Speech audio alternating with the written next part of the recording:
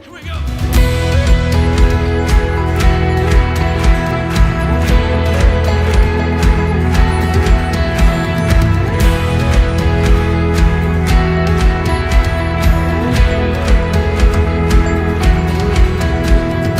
Oh, your promises are yes and amen.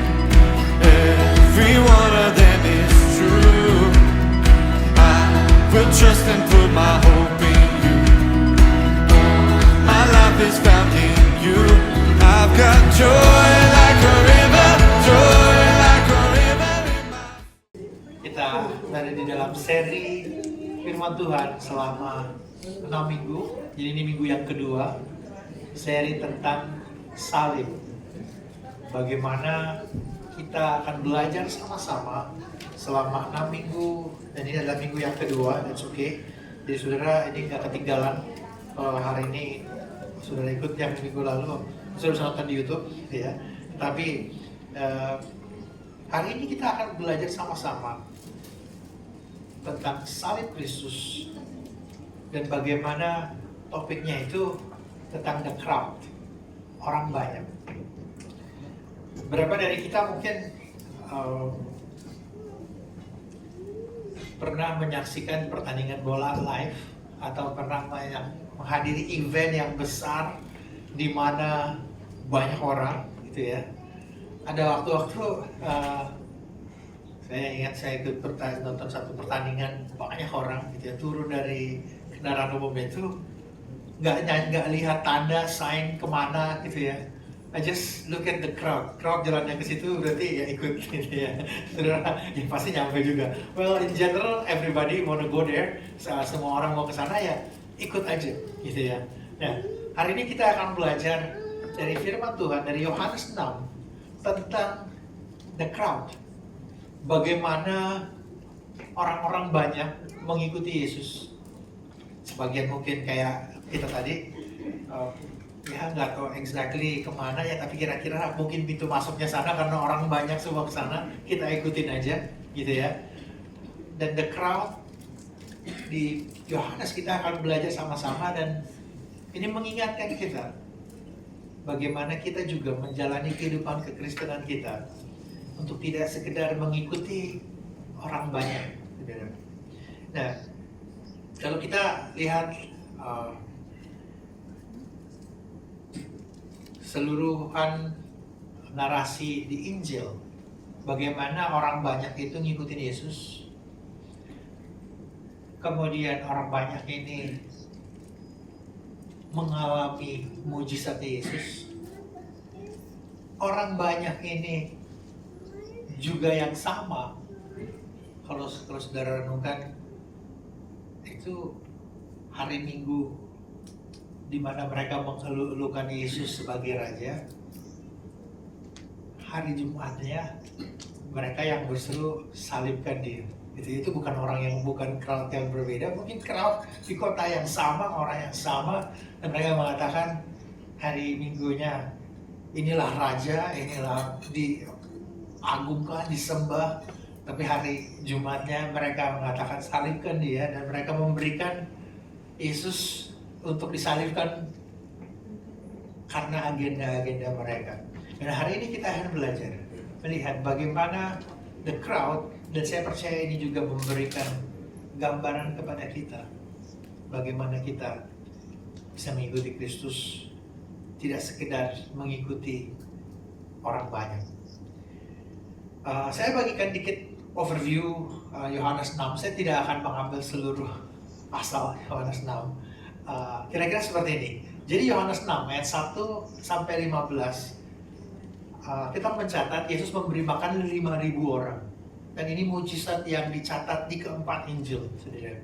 Sangat penting, dan begitu banyak orang menyaksikan. Ini bukan sulap, orang 5.000 orang makan kenyang, itu mujizat yang tidak bisa dibantahkan waktu itu.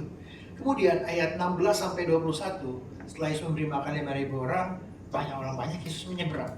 Yesus berjalan di atas air. Dan dari setelah Yesus sampai seberang, lalu Yesus mengajar tentang roti kehidupan. Disitulah Yesus mengatakan, I am the bread of life. I am the bread that come down from heaven. Akulah roti yang hidup yang turun dari langit. Dan kemudian ayat 60 sampai 69, 60 sampai 66, orang banyak itu tersinggung. Wah, ini pengajaran Yesus keras banget. Pokoknya offended banget. Saya nggak mau ikutin Yesus. Terus Yesus tanya sama murid-muridnya, kamu nggak mau pergi juga? Yesus nggak takut dengan kalau nggak ada crowd gitu. Tapi Petrus merespon dengan berbeda. Kita tidak akan membaca seluruh bagian. Saya akan mengambil beberapa bagian dari Yohanes 6 untuk kita punya konteks yang sama. Kemudian kita akan belajar sama-sama firman Tuhan. Saya mengajak Bapak Ibu untuk bangkit berdiri untuk kita melakukan pembacaan firman Tuhan bersama-sama. Kemudian kita akan berdoa sekali lagi. Jadi Yohanes 6. Sesudah itu, Yesus berangkat ke seberang danau Galilea, yaitu danau Tiberias. Orang banyak berbondong-bondong mengikuti dia, karena mereka melihat mujizat-mujizat penyembuhan yang diadakannya terhadap orang-orang sakit. Nextnya. Ketika orang-orang itu melihat mujizat yang telah diadakannya, mereka berkata, dia ini adalah benar-benar nabi yang akan datang ke dalam dunia. Karena Yesus tahu bahwa mereka hendak datang dan hendak membawa dia dengan paksa untuk menjadikan dia raja, ia menyingkir pula ke gunung seorang diri. Lalu kata mereka kepadanya, apakah yang harus kami perbuat supaya kami mengerjakan pekerjaan-pekerjaan yang dikehendaki Allah? Jawab Yesus kepada mereka, inilah pekerjaan yang dikehendaki Allah, yaitu hendaklah kamu percaya kepada Dia yang telah diutus Allah. Sudah mendengar semuanya itu, banyak dari murid-murid Yesus yang berkata, perkataan ini keras, siapa yang sanggup mendengarkannya? Yesus yang di dalam hatinya tahu bahwa murid-muridnya bersungut-sungut tentang hal itu, berkata kepada mereka, adakah perkataan ini menggoncangkan imanmu? Mulai dari waktu itu, banyak murid-muridnya mengundurkan diri dan tidak lagi mengikut dia. Maka kata Yesus kepada ke-12 muridnya, apakah kamu tidak mau pergi juga? Jawab Simon Petrus kepadanya, Tuhan, kepada siapakah kami akan pergi? Perkataanmu adalah perkataan yang hidup yang kekal, dan kami telah percaya dan tahu bahwa Engkau adalah yang kudus dari Allah. Mari kita berdoa. Tuhan, kami mengucap syukur buat pembacaan firman-Mu. Kami berdoa biar Kau berbicara dalam hati kami, Tuhan. Kebenaran firman-Mu akan salib dan bagaimana Kau memanggil kami untuk mengikut Engkau di dalam kehidupan kami. Di dalam nama Tuhan Yesus kami berdoa. Dan semua yang percaya berkata, Amen. Amen. Silakan duduk Bapak Ibu Saudara yang kasih. Jadi, untuk bahasa judulnya hari ini tentang salib, the cross, the crowd, and the cost. Salib, kumpulan orang banyak, dan harga yang dibayar untuk mengikuti Yesus. Kita akan belajar 3 hal. Bagaimana Injil itu sebenarnya membawa benefit, the benefit of the gospel. Yang kedua, bagaimana Injil juga sebenarnya bisa menyinggung atau offense kita di dalam kehidupan kita. Dan yang ketiga, kita akan belajar sama-sama harga, the cost of following Jesus. Banyak orang mau ngikutin Yesus, berbondong-bondong mengikuti Dia. Oke, ini layarnya ada kepotong sebagian, saudara boleh yang sebelah sana sedikit. Jadi orang banyak ngikutin Yesus karena apa? Karena mereka mengalami mujizat. Salah satunya ya kesembuhan. Ada banyak yang dilepaskan dari kuasa kegelapan. Ada orang di situ juga bukan hanya secara rohani yang luar biasa. Yesus memberi makan 5.000 orang. Jadi orang-orang itu melihat tanda yang Yesus lakukan dan mereka ngikutin Yesus. Ini sesuatu yang kalau buat kita hari ini saya berpikir, oke, mungkin buat the crowd waktu itu ya kayak gitu ya. Dokter nggak banyak kayak waktu itu, gitu ya. Ya mereka hidup di dalam tekanan, gitu. Jadi ngikutin Yesus, it's something yang bring benefit buat mereka. Tetapi waktu saya renungkan lagi, itu bukan sesuatu yang di masa dulu, tetapi ini juga buat kita hari ini. Banyak dari kita ngikutin Yesus karena the benefits of the gospel. Karena hal-hal yang baik yang kita terima, yang kita alami karena berita Injil, karena kebaikan Tuhan, karena kemurahan Tuhan. Which is, that's okay. Karena memang sebegitu mengasihi, murah hatinya Tuhan bagi kita. Ada mungkin kita berpikir, kalau ada orang yang mau manfaatin kita pasti jauh-jauh ya. Ya kan? Ini Tuhan tuh tahu, Yesus tuh tahu, kita mau manfaatin dia nggak singkirkan kita, dia malah terima kita, dia mengasihi kita. Ada banyak orang yang ikut Yesus karena mengalami kesembuhan, that's okay. Itu anugerah Tuhan. Ada orang yang ikuti Yesus karena dibebaskan, dilepaskan dari masalah keuangan, that's okay. That's the benefits of the gospel. Ada hal-hal bagaimana Injil itu membawa hal yang baik di dalam kehidupan kita, dalam kehidupan banyak orang. Dan the benefit of the gospel maybe serve as an entry point. Kebaikan, berita Injil, kebaikan Tuhan mungkin bisa menjadi pintu di mana kita mengalami awal, kita mengenal Tuhan, mengalami kebaikan Tuhan di dalam kehidupan kita. Tetapi bahayanya adalah kalau kita hanya sampai di situ. Jadi kita hanya mau mengikuti Yesus ketika mengikuti Yesus itu menguntungkan kita. Ada bahayanya kita berpikir selama Yesus itu useful, jadi selama Tuhan itu berguna bagi saya, dia Tuhan saya.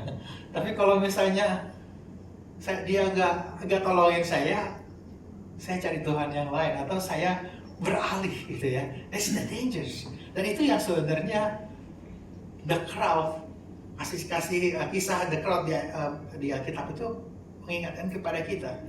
Mereka ingin mujizatnya, mereka ingin ikutin Yesus, mereka lihat bagaimana powerfulnya Yesus, dan mereka mau Yesus menjadi raja waktu itu. Saudara, kalau dilihat Yesus nyembuhin yang sakit sembuh, yang mati bangkit, okay? Lalu Yesus memberi makan 5.000 orang. Izinkan saya memberikan konteks makan buat mereka. Kalau saya tanya Bapak Ibu Saudara, setiap bulan kita punya income, gitu ya. Kita breakdown income kita. Mungkin kalau di breakdown ada untuk makan, gitu ya. Ada untuk bayar transportasi. Udah pasti untuk bayar pulsa internet, gitu ya. Nggak ada internetnya. Ya kan, itu bagian dari budget expense kita. Ada untuk transportasi, ada untuk mungkin kita ada simpan untuk liburan dan sebagainya. Somehow dari satu pemasukan kita ada istilahnya postingan budget kemana itu pergi. Buat mereka waktu itu yang namanya makan kira-kira 85% dari budget hidup mereka. Jadi kalau mereka terima duit, terima uang, itu buat beli makanan. Nah, roti, mungkin kita sini, kalau kita orang Indonesia, kita lihat roti, ya makan roti ya. Biasanya makan 5.000 orang ya, 5 roti 2 ikan. Ya, saudara berpikir mungkin roti, kita nggak pernah gini, kalau saudara ditanya, udah makan belum? Belum. Pernah udah makan sandwich, udah makan hotdog gitu ya. Jawabannya belum, karena kita mikirnya harus nasi gitu kan. Nah, buat mereka tuh makanan pokok mereka bukan nasi tapi roti. Jadi mereka Roti itu sesuatu yang mengenyangkan. Jadi mereka udah makan full. Nah, saudara bayangkan waktu Yesus bisa memberi makan 5.000 orang. The crowd mungkin berpikir, ini raja yang gimana lagi gitu kan. Mau perlu makanan kita udah pasti cukup. Ya kan? Cuma 5 roti 2 ikan. Oke. Bayangin punya yang banyak kan dikit, gue cuma 5.000. Oh, seluruh bangsa bisa makan. Kalau punya tentara, saudara bayangin, kalau perang sakit, sembuh, mati, dibangkitin lagi, gak habis-habis tentaranya, saudara. Right? Saudara bayangin, so mereka malah bilang, ini punya begitu powerful, dan mereka mulai berpikir, hey gimana kalau dia kita jadikan raja? Jadi mereka ingin memaksa Yesus untuk jadi raja. Kalau saudara baca ini di konteksnya mereka waktu itu, aneh, gitu ya. Mungkin saya agak kasih, I flip the story di sini. Kalau saudara di interview kerja, gitu ya, ditanya ini itu, nggak ada dari kita akan bilang gini, tolong hire saya. Nanti kalau saya sudah di hire, saya akan atur bagaimana kalian semua bekerja. Nggak ada kan? Itu sih lah. Yang akan interview kita terbalik dong. Kalau aku hire jadi karyawan, kita nggak ngatur dong kamu kerjanya apa gitu ya. Buat mereka waktu itu, Tuhan, kamu jadi raja dan kamu ikutin apa yang kita mau. Oke.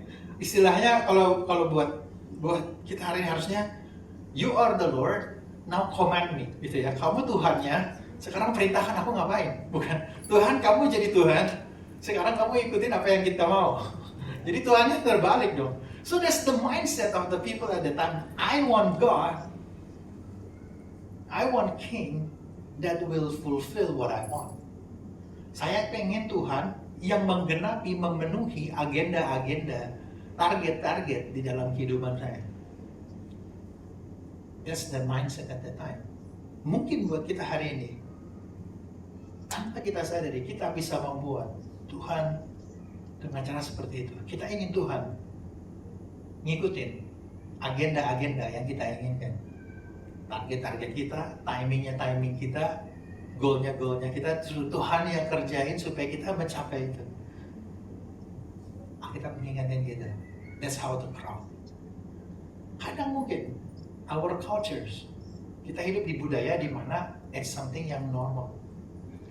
Kita hidup di zaman di mana kita mau menyembah Tuhan, mau Tuhan yang kayak gini, Tuhan yang baik. Artinya kita pengen punya Tuhan yang ideal menurut kulturnya kita, menurut budayanya kita.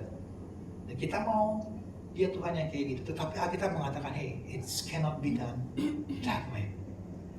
So the benefits of the gospel cannot be just the way we come to know Jesus. Kita tahu Yesus, kita mengenal salib Yesus hanya untuk semata-mata mengalami kebaikan Tuhan. It cannot be that way. Ayat 29 tadi bilang, lalu kata mereka kepadanya, apa yang harus kami perbuat supaya kami mengerjakan pekerjaan yang dikehendaki Allah? Mereka tanya sama istri, waktu sebelah aku roti hidup, cara kamu berpikir, cara kamu hidup, that's not how you do it. This is how you do it. Waktu Yesus bilang, kamu harus makan dagingku dan minum darahku. Buat kita mungkin ya udah pasti nggak mungkin lah, ya. Emang kita kanibal gitu ya. Tetapi buat mereka waktu itu mereka tahu yang Yesus maksudkan adalah bahwa Yesus lebih besar dari mana yang turun dari surga. Bahwa dia sendirilah roti kehidupan itu. Bahwa untuk mengalami kehidupan yang kekal bukan dengan perbuatan kamu, tapi dengan percaya. Saudara kalau baca kalimatnya agak aneh kan? Apa yang harus kami lakukan supaya kami masuk kerajaan surga? Yesus lah, ini yang harus kamu lakukan. Yang kamu lakuin, percaya. Percaya itu nggak ngelakuin apa-apa gitu kan. Jadi yang kamu lakuin tuh just believe. Buat mereka nggak bisa. We have to do the law. Kami buat mereka the people of the law, maybe people of the books. Kita harus lakukan ini. Tapi Yesus bilang, no, bukan kayak gitu. Just believe. Sesuatu yang harus keluar dari cara berpikir mereka, and it offend them. That's why the gospel juga offensive buat mereka. Karena ternyata just believe. Jadi maksud kamu yang gua ada lakuin ini, gua taatin semua perintah. Nggak ada advantage-nya, nggak ada keuntungannya, kira-kira gitu kan. Tapi itu yang Yesus bilang, you just have to believe me. We arrive to the second point, di mana mau nggak mau, suka nggak suka, Injil menyinggung kita. Karena jauh di dalam kedalaman hati kita sebagai manusia. Waktu saya aku pikir, ini buat orang Israel aja kali ya. Tapi ternyata enggak, ini buat kita juga. Bagaimana Yesus mengatakan just believe, and it's offensive. Di dalam banyak hal, kita akan go through bagaimana the gospel is offensive for us as human being. Waktu Yesus mengajarkan, aku adalah roti hidup, diskursnya cukup panjang, pengajarannya cukup banyak. Saya nggak akan ambil semuanya, tetapi waktu Yesus bilang, murid-murid ini keras banget loh, ini offended banget loh. Yesus bilang, kamu tersinggung ya? Ini kalau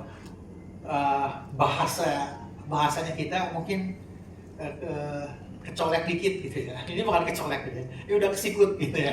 Saudara ya. Ini tersinggung, tapi tersinggungnya itu, kamu offense aku badly gitu. Oke? Okay? Nah, buat kita manusia modern, the gospel juga very offensive. Suka nggak suka? Karena apa? Kan ada 3 hal yang kita akan go through sama-sama. At least this 3 things. Aku nggak bilang this is comprehensive, tetapi this is give us a picture why the gospel is offensive and confronting for us. Yang pertama, the gospel itu offensive dengan mengatakan kepada kita bahwa keselamatan kita adalah cuma-cuma dan tidak sepatutnya. Ini sangat menyinggung. Artinya, it's just a gift. Kamu nggak bisa upayakan itu, kamu nggak bisa berjuang untuk itu, kamu cuma bisa dapat karena dikasih. That's the gospel. Itulah berita Injil. Buat sebagian orang yang, aku bisa berbuat baik, aku bisa lakukan semua yang baik ini dan itu. Tapi aku dapetnya bukan karena itu. Man, that's so bad. I thought this is the way to do it. Tapi waktu Yesus bilang, bukan itu. So the gospel is offensive because it tells us that we are spiritual failures to such an extent that the only way to attain salvation is by receiving it as a complete gift.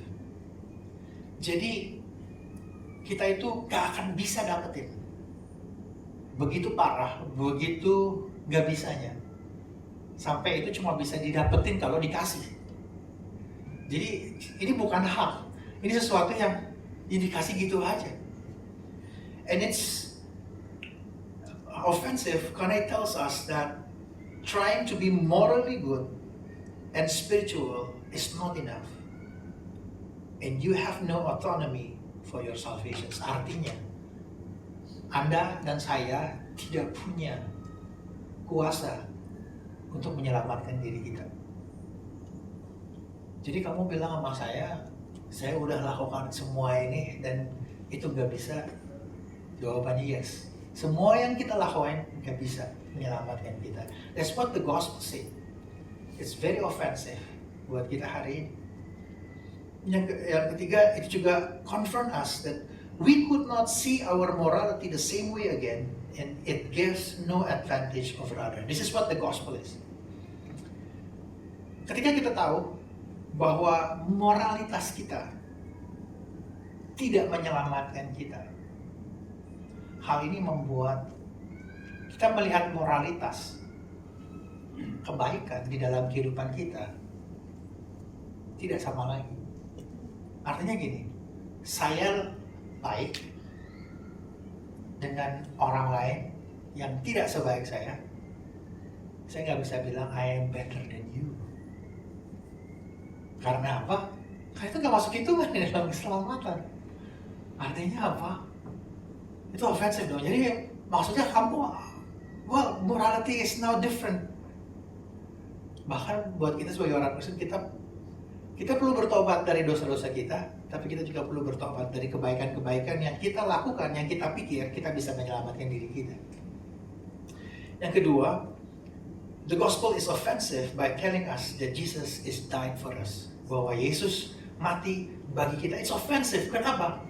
Well, saya mau Yesus pengajarannya bagus. Dia oke banget, pengajaran moralnya, pengajaran kasihnya. Saya sering diskusi sama orang, pengajaran moral, pengajaran kasihnya bagus banget, saya suka itu. Tapi the main point is bukan pengajarannya bagus, bahwa karyanya bukan karena dia ditulis jadi ada Alkitab, itu bukan. Yang terpenting dan terutamanya adalah salibnya, bahwa kita diselamatkan bukan karena lakukan apa yang dia ajarkan, tetapi karena dia harus mati buat kita. Artinya kita sebegitu hancurnya sampai Yesus gak bisa datang hanya sebagai guru yang baik, hanya sebagai pengajar spiritual yang mencerahkan. Yesus tidak bisa datang semata-mata sebagai seorang leader. Dia harus datang mati bagi kita. Artinya kalau kamu utangnya itu nggak bisa dibayar ya sedikit gitu, harus dibayar all out. Artinya utangnya gede banget, gitu kan? So the gospel is not offensive for us modern day people. Bahwa kita modern day people, kita berpikir ya kita berdosa tapi nggak parah-parah banget. Kita sering manusia modern itu berpikir bahwa kita itu baik, manusia pada dasarnya baik, oke. Yes, ada aspek-aspek gitu. Tapi kalau kita boleh jujur dalam hati kita, apakah kita sepenuhnya baik? Jawabannya enggak. Makanya Yesus harus mati bagi kita. So for us the modern day people, ini offensive, ini nggak enak. Dan yang ketiga, mengapa Injil itu offensive dan confronting?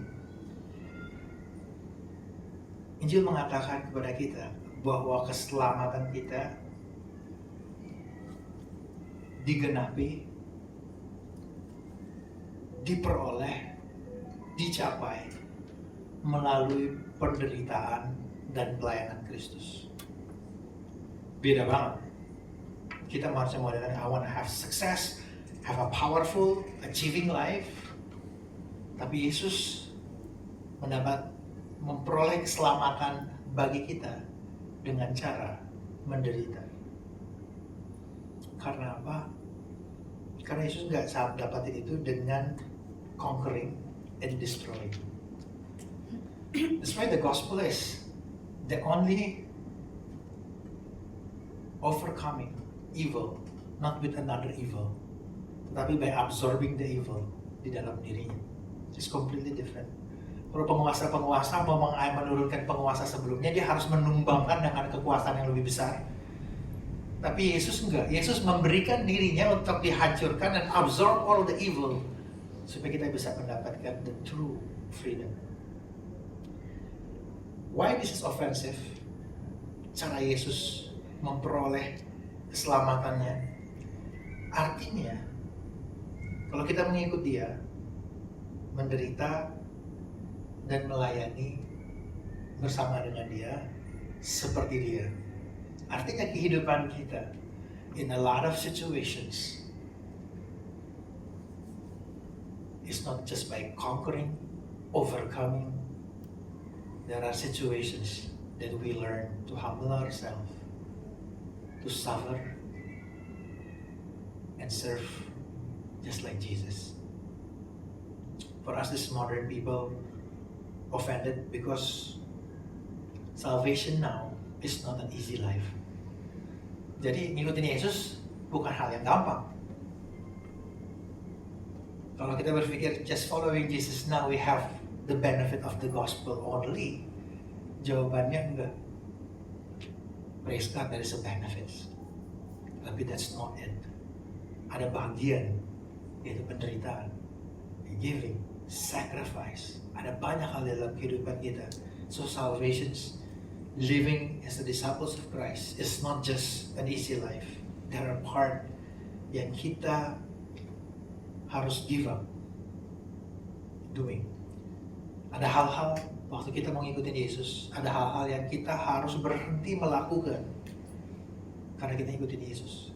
Ada kebiasaan-kebiasaan yang tidak lagi kita lakukan karena kita mentaati Dia, kita jadikan Dia Tuhan. Ada hal-hal yang tidak lagi kita miliki karena kita mengikuti Yesus. Ada hal-hal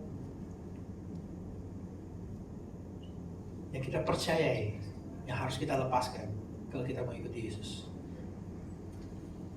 That's how offensive is the gospel. Tetapi waktu kita tahu bagaimana Yesus mati bagi kita, I think kita bisa merespon seperti apa yang Petrus merespon. The cost of following Jesus, there is a price. I wish I can say following Jesus juga as free as that. Tapi Alkitab tells us that there is a price if you want to follow Jesus. Petrus jawab, kepada siapa kami akan pergi?